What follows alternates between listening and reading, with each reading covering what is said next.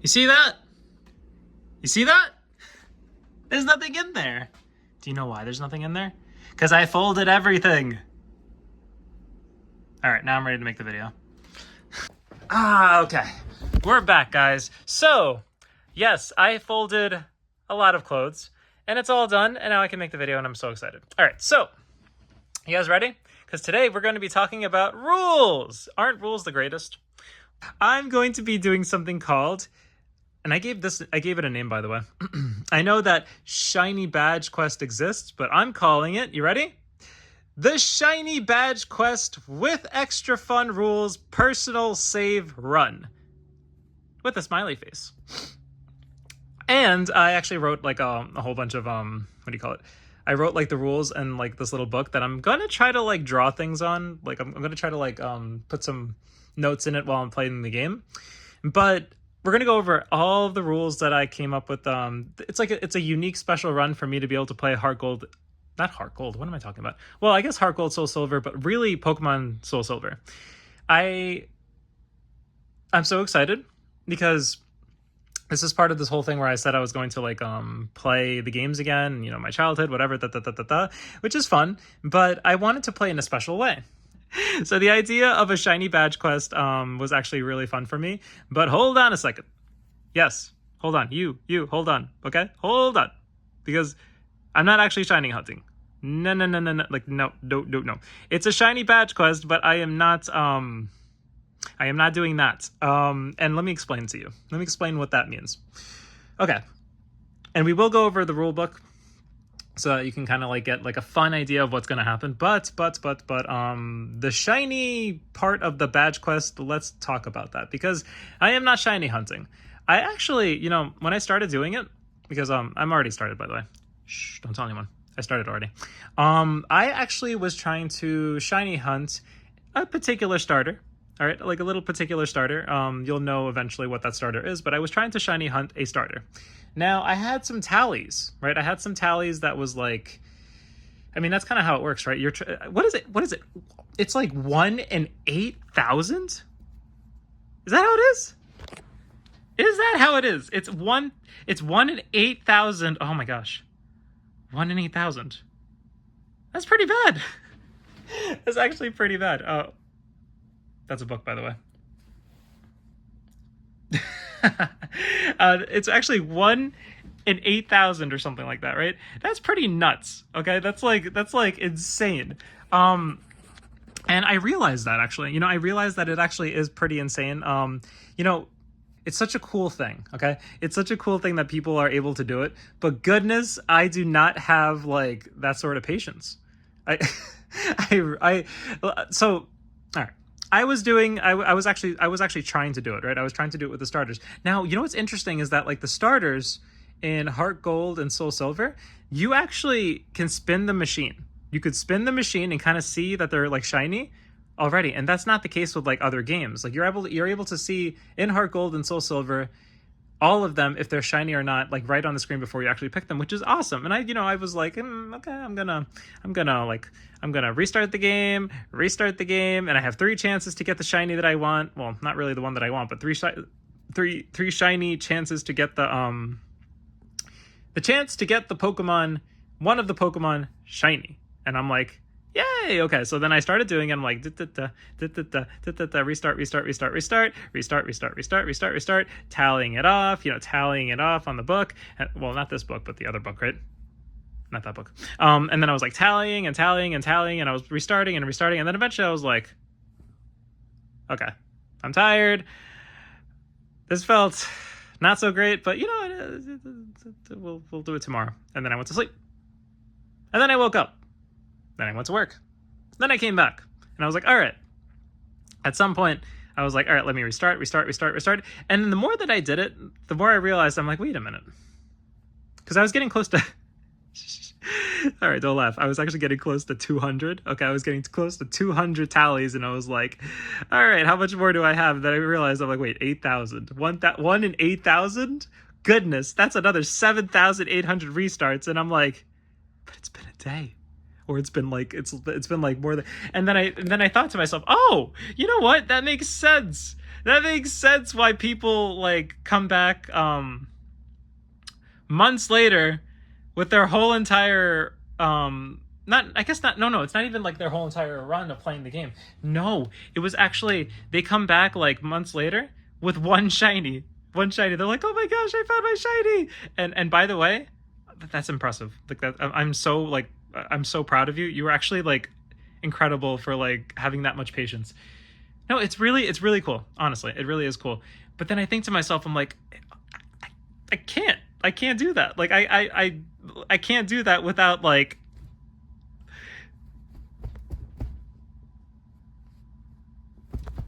I can't like try to find one shiny for a month and feel good about that. Like because you know, I really want to experience this game in such a beautiful like in such a big profound way, we can say, right? And part of what that is, guys, is actually also like getting the Pokemon that I want, right? And so let's say I like shiny Pikachu.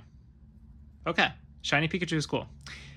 You're gonna look for shiny Pikachu in the wild, soft reset, but then you're just like, wait a minute, what if it actually happens? Yay! Woohoo! We did it! We caught the shiny Pikachu. Oh yeah! Woo! Right? We did it. But then I think to myself, can I use that on the Battle Frontier? Well, it depends on what you mean. You probably could, but the IVs are going to be like, I don't even know what they are. That's not good. Okay, so you're not going to know what the IVs are, and that means that you're going to have to use that specific Pikachu. And what if I wanted to have egg moves? What if I want to teach it a certain TM? What if I want it to be the surfing Pikachu? What if oh my gosh, what if it's not strong enough? What if it doesn't know Volt Tackle? So I'm just thinking to myself, I'm like, okay, so there's all these sorts of... Imagine trying to find another shiny Pikachu. Okay, hold on a second. So the idea of shiny hunting, so much time, and not actually getting, I guess, the IVs that you want and like the moves that you want on that specific Pokemon, and then having to do it again after a month, no, after like 5 months or 8 months. Goodness, that just didn't feel good. So after my 200 tallies, I kind of like contemplated that, and I'm like, wait a minute, is this really going to be fun? And then I sat back a little bit, and I'm like, well, So I was like, no, don't like that idea. So then I'm like, you know what? I heard you can RNG things in this game. I'm going to start to understand what that is. And then I went and did that. I went to go understand RNG. And RNGing is actually pretty fun. It's actually like an exciting thing. It's a little different. It's basically trying to press the button at the right time while changing the time and also clicking it on the right frame, things like that. Okay. Anyway, the idea is that RNGing gives you control. If you set up your game in the beginning in a way to that you know your trainer ID and you know that your secret ID, you're able to utilize those two things to find the Pokemon that you want on what frame it's going to be, and it's so exciting. So I was like, you know what? I'm going to try to do that. And guys, I actually it's such a better time, because what that means basically is that it's going to let me find and try to get the Pokemon that I'm trying to look for, whether it's shiny or whether it's just good IVs, because not everything I need is shiny. Like, that's not the idea. The idea is that I'm interested in catching the Pokemon that I want, but not spending 10 years to do it. Like, I'd rather not do that. And it doesn't seem fun to me, right? To have to like go through all of that just to get 1, 3, 5 Pokemon that are not even like close to what you want them to be in terms of like IVs and stuff like that. Like, I learned that when you RNG Pokemon, you're able to try to find like good IVs, and you'll know what the IVs are, by the way, and you can write them down, and it's just this really exciting way of trying to get Pokemon. And it doesn't take so long. It actually, if you get good at it, you can get these Pokemon very quickly. So that's basically what's going to happen. The start of this run is like you'll see how it goes, right? It's not complete like 100% the RNG that I just described right now, but it gets there eventually. We'll get to the point where like I realized this, right? Like, because I realized this a little bit into the start. I didn't actually like start this way. I kind of like started playing, and then eventually I was like, I don't know. I have to change how I do this, and I have to change how I do this, and then eventually it came to the realization, I'm like, oh my gosh, this is so cool, this is so cool, this is so cool. So you'll see that later. You'll see how that goes. It's all a story, so the story will be told in a way that it actually happens, and it'll change along the way, and you'll be like, whoa, that's when the change happened. Yep, it's very cool. So, shiny badge quest. I'm going to be looking for shinies, but I'm not going to be shiny hunting. I'm going to be RNGing the shinies and trying to find methods like that to actually get the shinies that I want.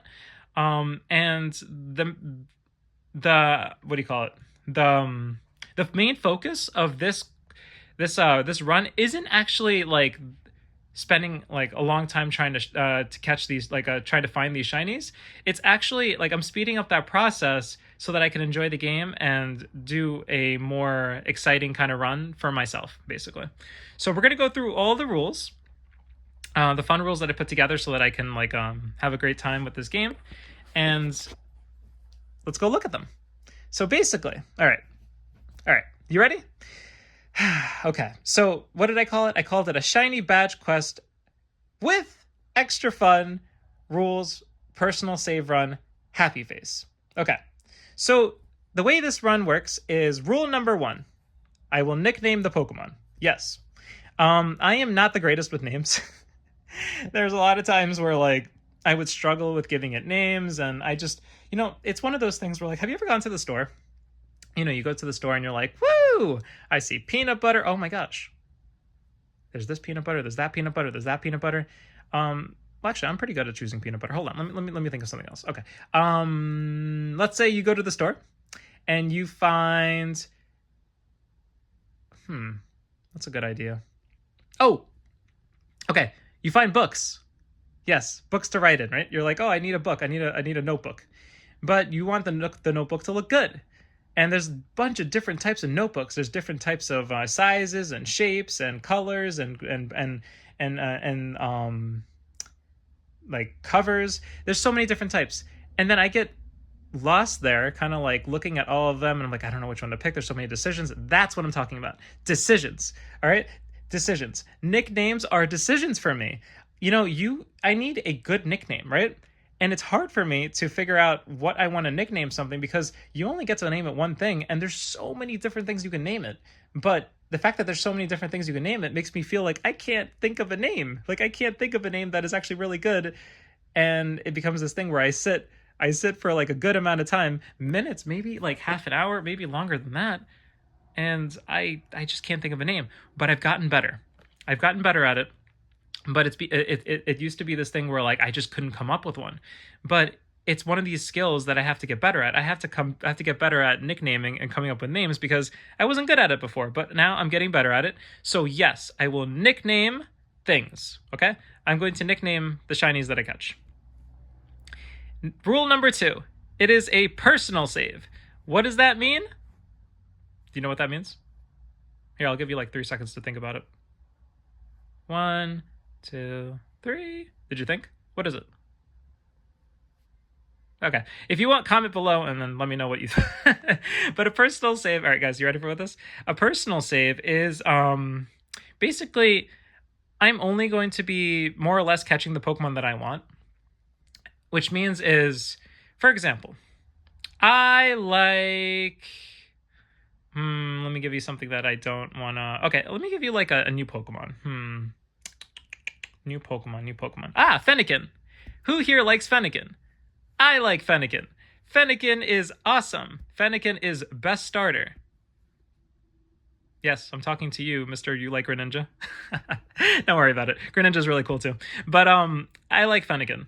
Now, I really like Fennekin so much that I don't actually want to evolve Fennekin.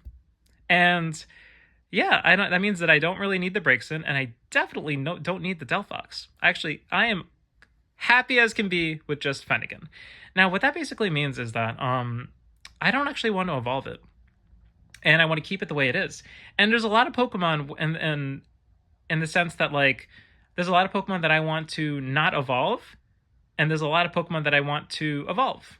But there's specific ways that I want the Pokemon. Sometimes I want a Pokemon to be a boy, or I want the Pokemon to be a girl. But I need it, like I want it to just be like that because, you know, it's a personal save. Whatever Pokemon I catch is going to be the Pokemon that I want to have. Like I'm not going to catch, like, for example, a female Pikachu, because what is that on its tail? I don't want that. I want a male Pikachu who looks awesome and ready to volt tackle the thing in front of it. And it needs to have volt tackle. See, that's the sort of thing that I'm talking about. It's playing the game in such a way where I'm going after the things that I actually want, right? Like, and not just getting them just to get them. So it might make the game harder because if I don't evolve something, obviously it's going to be tough to fight things that are fully evolved and stuff like that. But that makes the game fun for me. Is like, how do I beat the game? How do I play the game in such a way where like I'm able to beat these things, even though my Pokemon is like stage 1 sometimes, or maybe it is stage 3, but maybe the one next to it is not. Like, it's just like that sort of thing, like playing the game the way that I want to play it, and not because the game forces me to look for something stronger. So that's personal save. I think that's the gist of it. Now, level 3. Did I say level? No, I meant sorry, rule 3.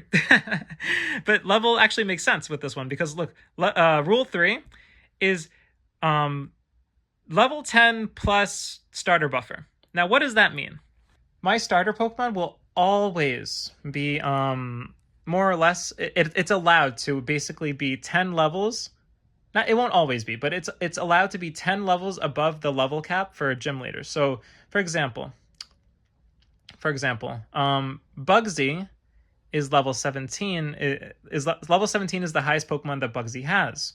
Well, I'm going to let my starter be level 27 basically. And the reason for that is because I'm not going to be evolving my starter. You see what I did there? I'm not going to do it. I'm not evolving my starter because my starter is amazing. But that means that I'm going to be allowing the starter to be level 10 levels higher than, you know, the I guess every gym leader and that sort of thing. And that's only the case if I don't evolve it. If I do evolve it, then it has to be part of the level cap, but we'll talk about that later. So yeah, it's going to be 10 levels above, and trust me, that's going to be, I guess it won't mean too much when it comes to fighting, like, I don't know, Dragonites and stuff like that eventually, or like, you know, Gyarados, but right now it makes sense. Later it's going to be tough anyway, but it's a good rule for me. Now, rule 4 is the level 5 plus buffer. Okay, so some of the Pokemon that I'm going to have, since it's a personal save, is going to be first stage Pokemon sometimes. Now, this only applies to first stage Pokemon. So let's say like an Oddish. If for some reason I like Oddish and I decide, oh, I want to catch an Oddish and I want to keep it the way it is an Oddish. Gloom is gross. I do not want Gloom. I want Oddish, because Oddish is 10, maybe 100 times better than a Gloom, or whatever you want to call it. If that's the case, since Oddish is a first stage Pokemon, I'm going to give it the chance to have 5 levels above the level cap, only if I have to rematch the second or the third time. So the first match that I'm going to fight with the gym leaders, when it comes to first stage Pokemon, is going to be a normal only level cap. Like, it's just level capping. So it's like they're not allowed to be higher than the 17 on Scyther, basically. Like, they have to be 17 or lower. If I lose the fight, you know, if my starter's like level 10 levels higher, and, you know, the level cap, like the Oddish followed the level cap, if I lost that fight, the first fight, I'm going to rematch a second or a third time. But first stage Pokemon like Oddish, and only first stage Pokemon, will have the chance to have 5 levels above the level cap. So it'll be like 17 plus 5, 22.